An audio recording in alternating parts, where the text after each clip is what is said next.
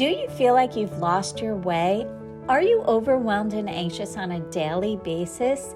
Do you feel like you're too stressed out to enjoy life? If so, you've landed in the right place. The Gratitude to Bliss show is about stressing less and feeling blessed. It's about figuring out what matters most, letting go of what doesn't, and creating a life that makes you feel happy and alive.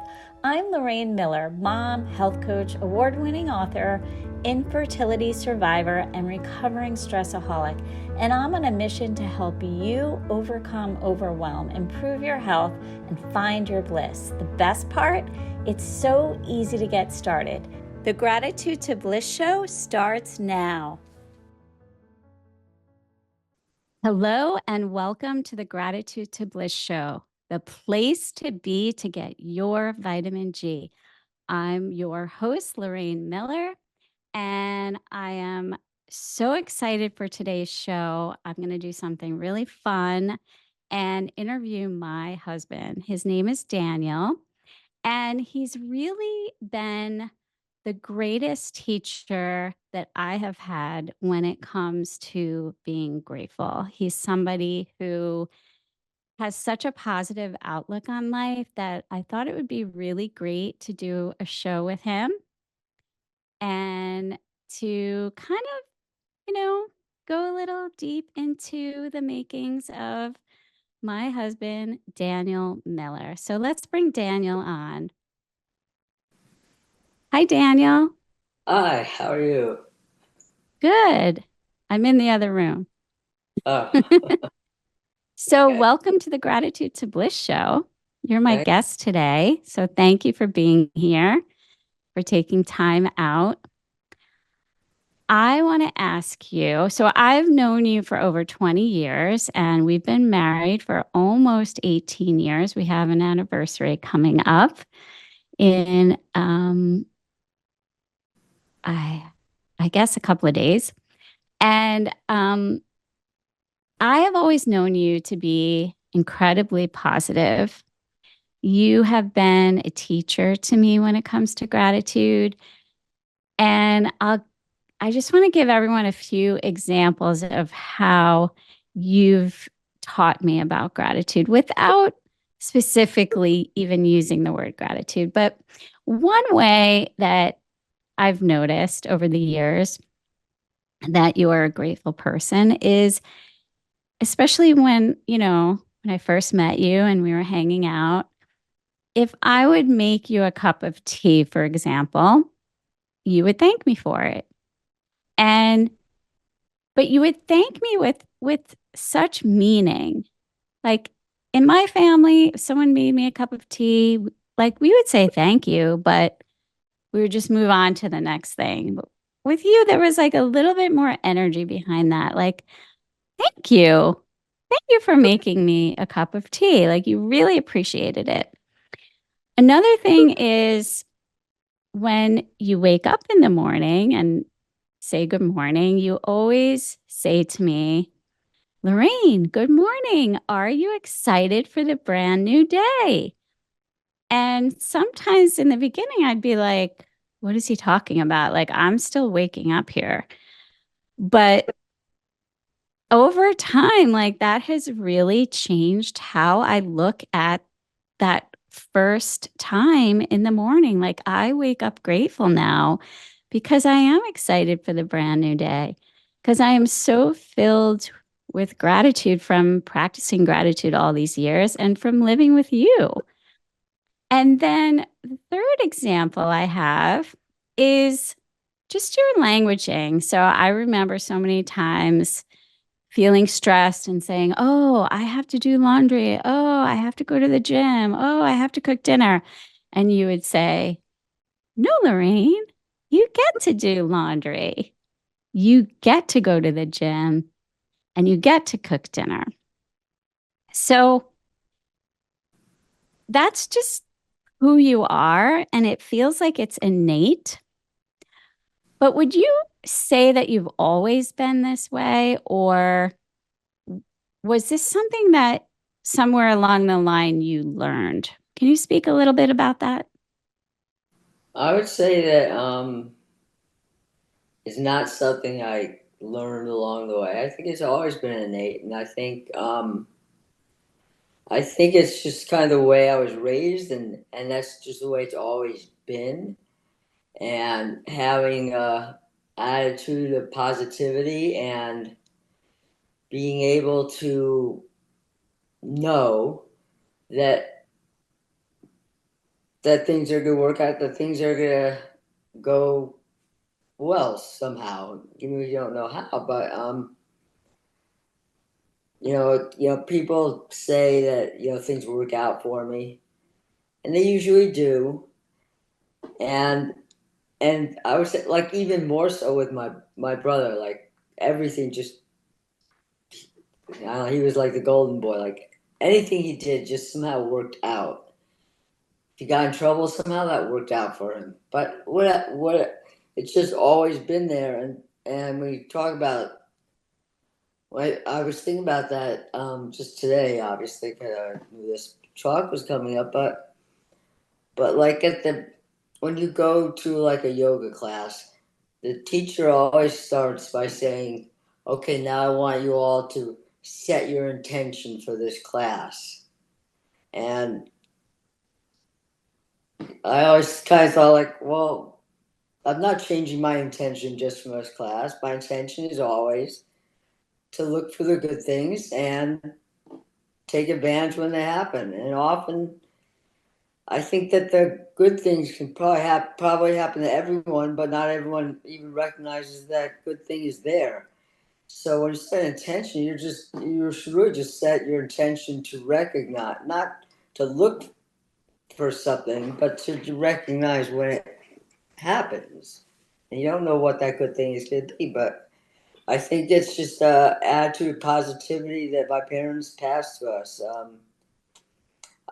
I would say that it's I would say that's more. My brother and I have it more than my sister. I don't know why that is, or I don't know if women are, and I don't. I shouldn't even gone this far, but maybe women worry about more things. I don't know. I mean, in general, she is a very positive person. More, I still say she's above average, but not to the extent that my brother and I are. Hmm. Yeah, that's an interesting question. I think that women do tend to worry more than men, and I don't know if that's nature or nurture. But as moms, we feel responsible for our kids, and so we tend to worry. And then, unfortunately, we kind of pass that on to our daughters, perhaps. Um, would you say there was a difference between your mom and your dad when it comes to that? Um, no, but I think that I can't really think of that, but you are absolutely right that the moms have a lot more they have a lot more responsibilities in child raising, and I can see that that's a lot of pressure. Um, I mean, not that I don't have some pressures, but I think you're exposed to more, and I can understand that.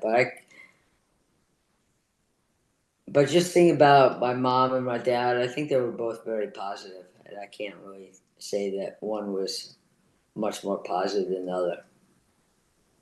Well, did one tend to worry more? I can't remember either of them ever really worrying. I don't recall that. Okay, that's great. So it might be that she did, or maybe one of them, maybe they're both good at hiding it. I don't know, but Okay.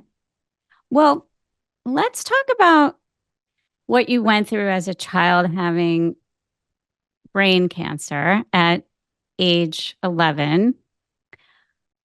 That obviously was a very stressful time for your parents. Um, Tell us what that was like for you and how that's affected you in your life. well, I think that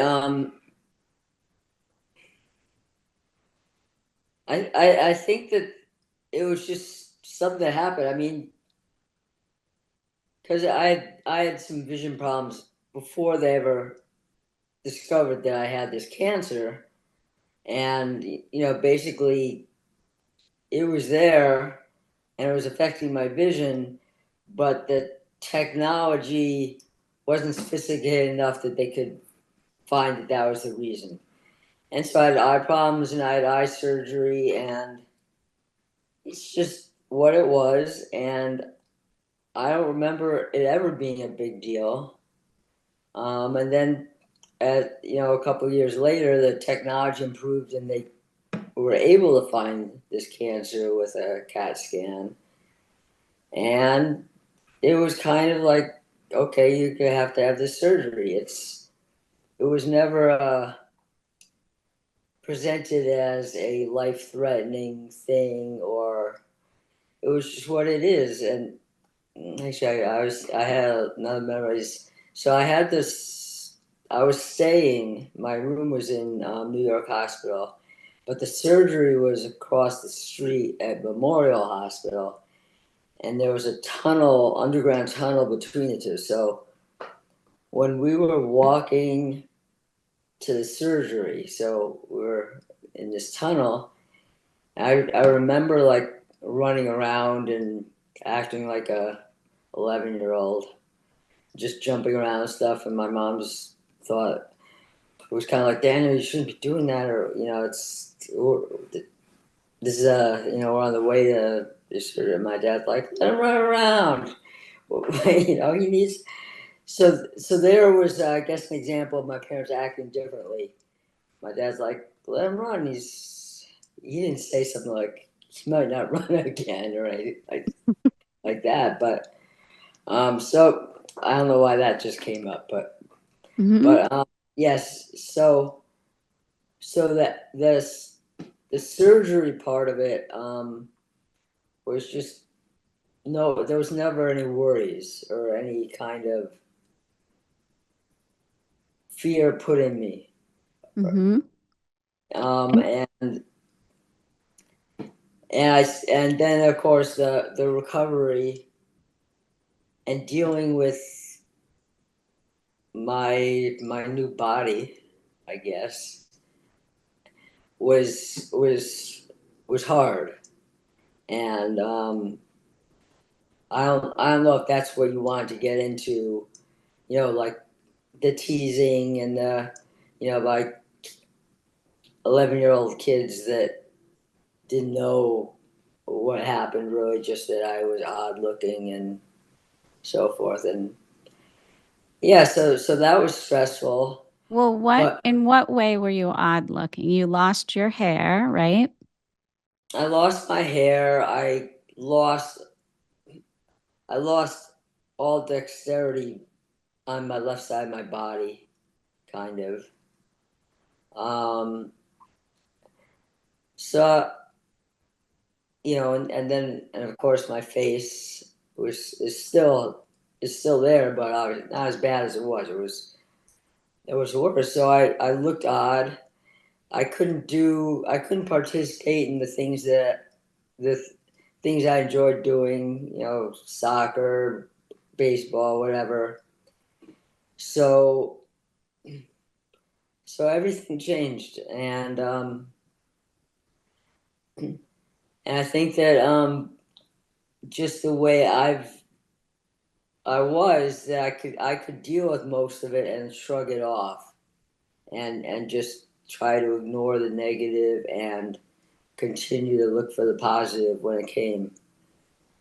Um, And do you think your parents helped you with that? I mean, or did you just figure that out on your own? Because, if you were just kind of like ignoring it and not being able to talk about it, that could have led to other issues, right? Like, and it also sounds like you weren't really prepared.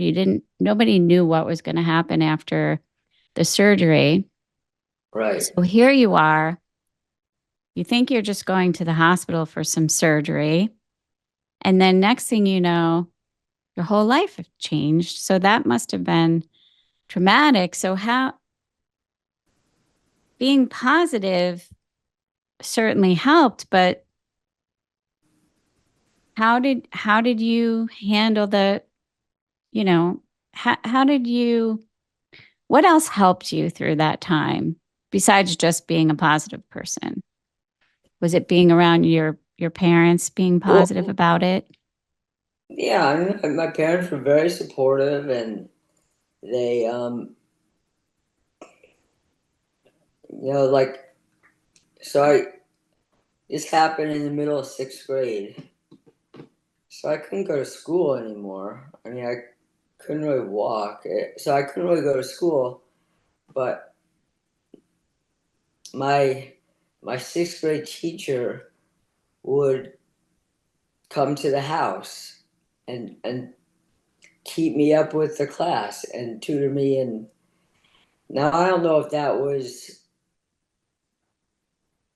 I don't know if that's something my parents paid for her to do, Hmm. or whether she volunteered. I don't know. It was just I was just very fortunate that people, I don't know if how that worked out. I don't know if my parents asked her to do it. I don't know if that's Hmm. I don't think that's a normal thing for a teacher to do. I Right. don't know. But everyone was very, I mean, except for a few individuals, usually my age, everyone was very supportive and nice. I mean, I had a lot of support. Hmm. People like my family, I guess. I don't know. Hmm. But And that helped you. yeah, it's always good to be nice to people because you never know when you want them to be nice to you back. Right. Yeah. How do you think your parents dealt with the situation? I remember hearing that your mom started running during that time. Did you know Oh, about that? I don't know about that. I did not know that, but I don't know how they dealt with it. I mean, it had to be hard, and they didn't. I think they tried to treat me and my brother and sister all the same continually. Like they didn't make a big deal of it at all, and for the most part, that worked. I mean, I remember they would I went to a couple summer camp kind of experiences where because that's what they were doing. They were saying my brother and sister camp, but they just send me to camp. And so that's me kind of regular camps. And it was going to camp was stressful because we go into like a normal camp as a not a normal person. And the camps were I didn't enjoy summer camp because I didn't fit in with the rest of the kids. And I don't know. Mm. I didn't have good camp experiences. Okay. And that's because and I don't think I ever said to my mom and dad like, "Don't do this. I don't fit in," or I kind of rolled with that. But You and I rolled don't with know it. whether I should have done something differently or not. But Yeah. And then things worked out, right? in the end, I mean, I'm okay now. I Yeah. married Lottie, and everything turned out good. Yeah. But that was definitely a hard time. But I mean, eventually you found your friends and you found your Right? activities and you Yeah. found other All things. my friends changed. I went from the athletic kids and the athletic popular kids to the nerdy kids. And and I had a wonderful time being a nerdy kid. But yeah, once you Yay found for nerds. once I found my new group, I was good. Yeah. And you started, you were healing. Your body healed. There were definitely some things that were side effects that were permanent, like your height, right? Yeah, How tall are you? 5'3". How tall is your brother? He's 5'11", 5'11". and my dad's 6 foot. Yeah. So, and you met me and I'm 5'0". So that part worked out for me.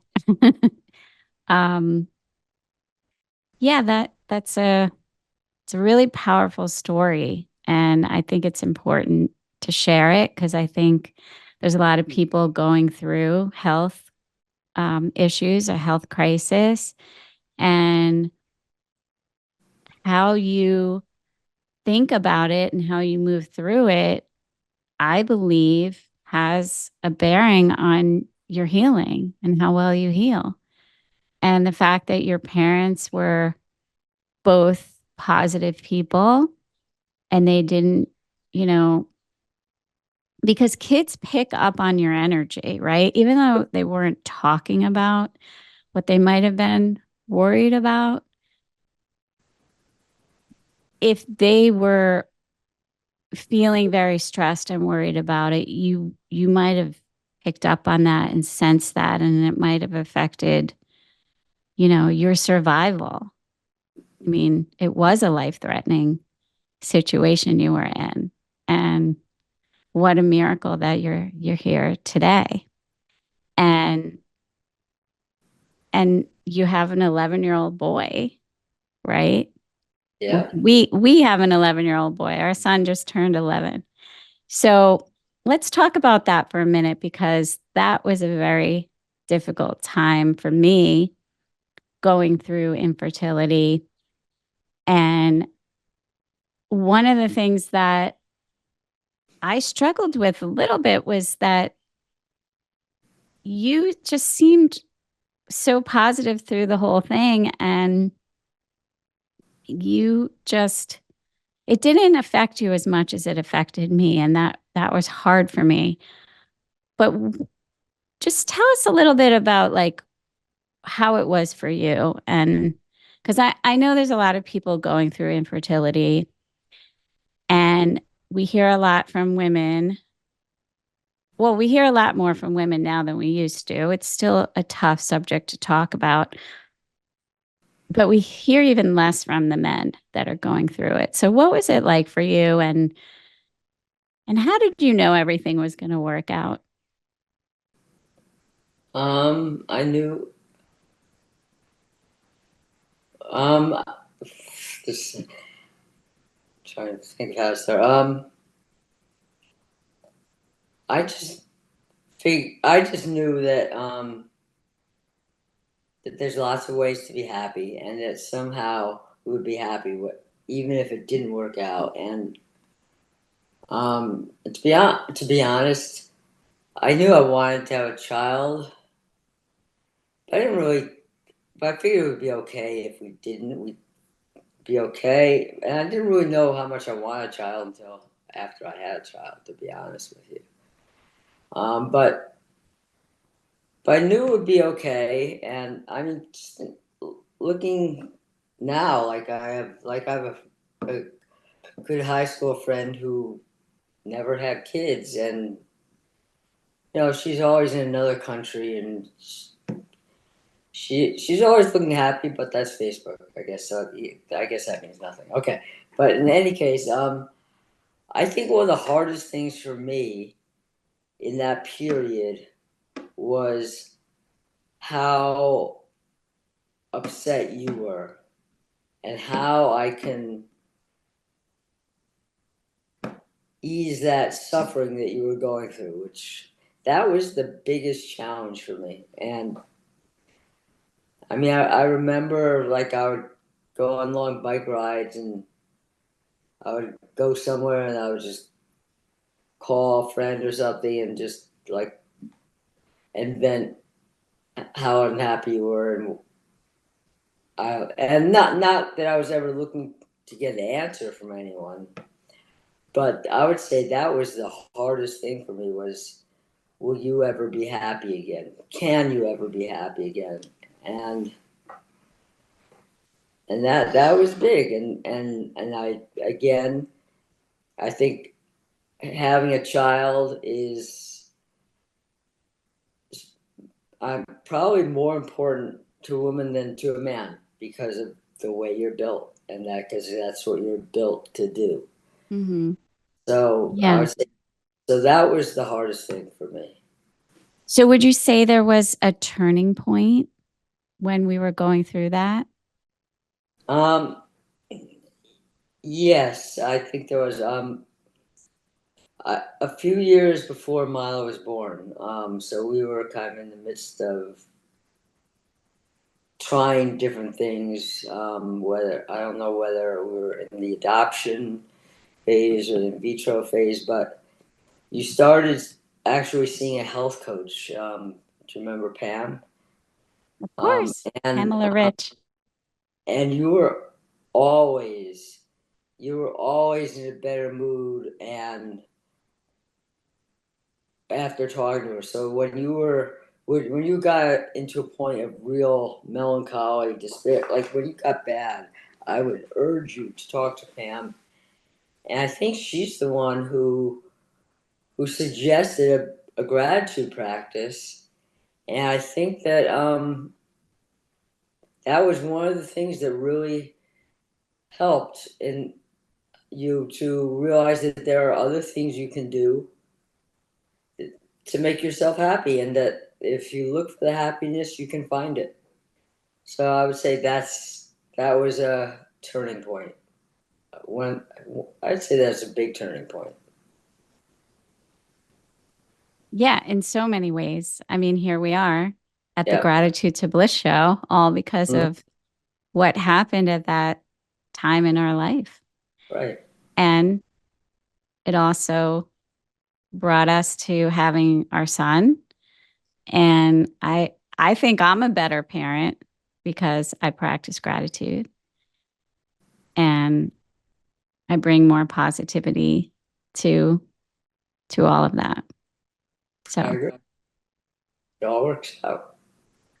all right. Well, we're going to have to end soon, but thank you for sharing all of that and being my guest today. It's been really fun having you on the show. Um, we're going to do the wheel of gratitude now. So, Emily, my producer, if you could spin the wheel for us and let us know what it lands on. Okay, today the wheel landed on joy and adventure. How perfect.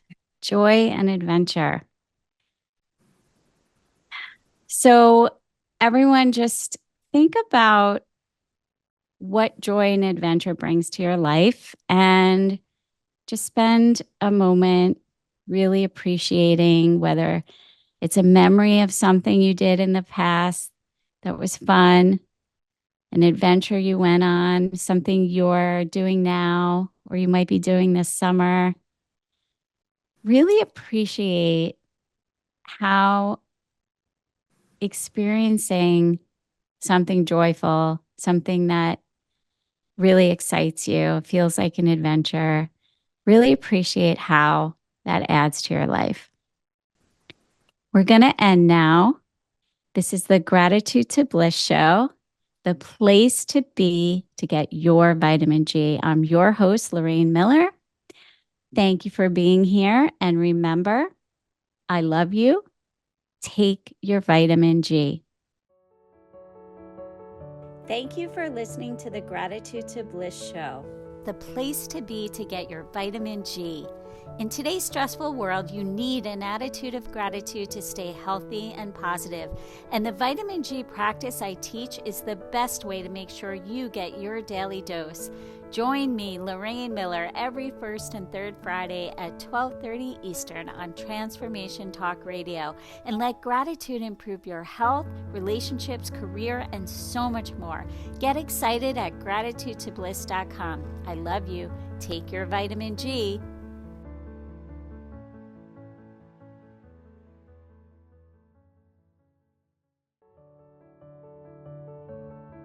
Are you ready to wake up every day feeling grateful and alive and excited about your life? Are you no longer willing to tolerate feeling anxious, stressed, and overwhelmed on a regular basis? If so, then you're ready for Calm, Healthy, and Stress-Free, my 3-month group coaching program where we work on mindset, nutrition, and lifestyle to help you boost your mood, gain focus, increase your energy, and get back to being you. I'm Lorraine Miller, and I'm living my dream life. I want to help you do the same without stress, anxiety, and overwhelm getting in your way. Join Calm, Healthy, and Stress-Free. You'll connect with others who will support you through the power of community and be on your way to loving life every day. Visit gratitudetobliss.com/group coaching to learn more.